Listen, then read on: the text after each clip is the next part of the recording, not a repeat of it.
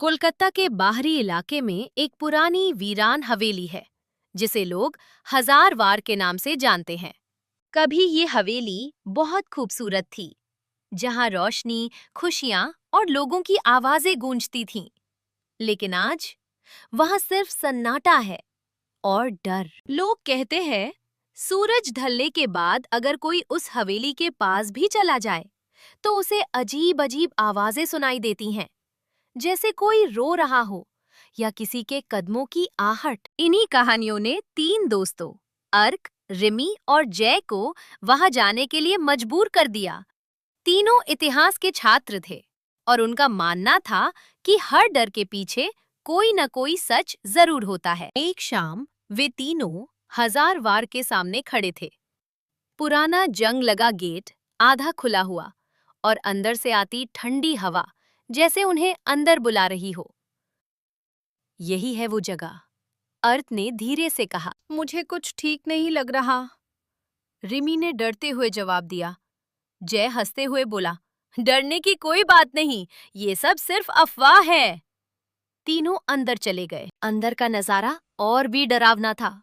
टूटी हुई दीवारें, हर तरफ जाले और एक अजीब सी ठंड जो शरीर में उतरती जा रही थी। जैसे जैसे रात गहराने लगी, हवेली का माहौल बदलने लगा। अचानक रिमी रुक गई। तुमने सुना? उसने फुसफुसाते हुए पूछा। क्या? अर्क ने कहा। कोई चल रहा है। रिमी की आवाज कांप रही थी।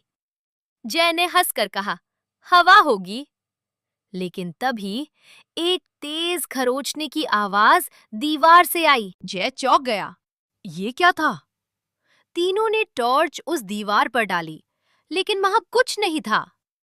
अचानक रिमी की नजर दूर बारामदे पर पड़ी, जहां एक छोटी सी लड़की खड़ी थी। सफेद कपड़े, बिखरे बाल और उसका चेहरा साफ दिखाई नहीं दे रहा था। वो वहां कौन है? रिमी ने डरते हुए कहा। अर्क और जय ने देखा, लेकिन उन्हें कुछ नहीं दिखा। वहां कोई नहीं है, अर्क ने कहा। रिमी का डर अब बढ़ चुका था।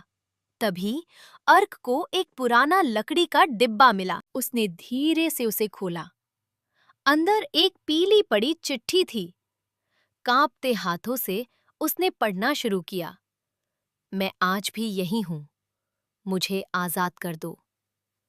तीनों के चेहरे पर डर साफ दिखाई देने लगा। उन्होंने हवेली के बारे में और खोजबीन की, और जो सच सामने आया उसने उनके होश उड़ा दिए। इस हवेली के मालिक की एक बेटी थी, ललिता।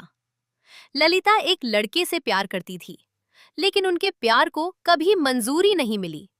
एक दिन उसका प्रेमी उसे छोड़कर चला गया और उस दर्द को सह न पाने की वजह से ललिता ने इसी हवेली में अपनी जान दे दी। तभी से उसकी आत्मा यहीं भटक रही है। जैसे ही ये सच सामने आया, अचानक हवेली का दरवाजा जोर से बंद हो गया। चारों तरफ अंधेरा छा गया और फिर धीरे धीरे उनके सामने एक आकृति उभरी। वो थी ललिता।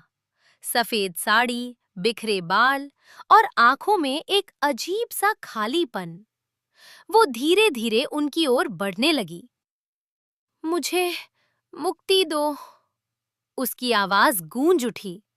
तीनों दोस्त डर से जर हो गए, लेकिन अर्क ने हिम्मत जुटाई। हम तुम्हारी कहानी सबको बताएंगे, उसने कहा। कुछ पल के लिए सब कुछ शांत हो गया और फिर ललिता की आत्मा धीरे धीरे हवा में गायब हो गई। अगली सुबह तीनों दोस्त उस हवेली से बाहर निकल आए। उन्होंने फैसला किया कि वो इस कहानी को दुनिया के सामने लाएंगे, ताकि ललिता की आत्मा को शांति मिल सके। लेकिन आज भी अगर कोई हजार वार के पास से गुजरता है तो उसे एक लड़की की रोने की आवाज सुनाई देती है, और कभी-कभी टूटी खिड़की के पीछे एक साया आज भी दिखाई देता है।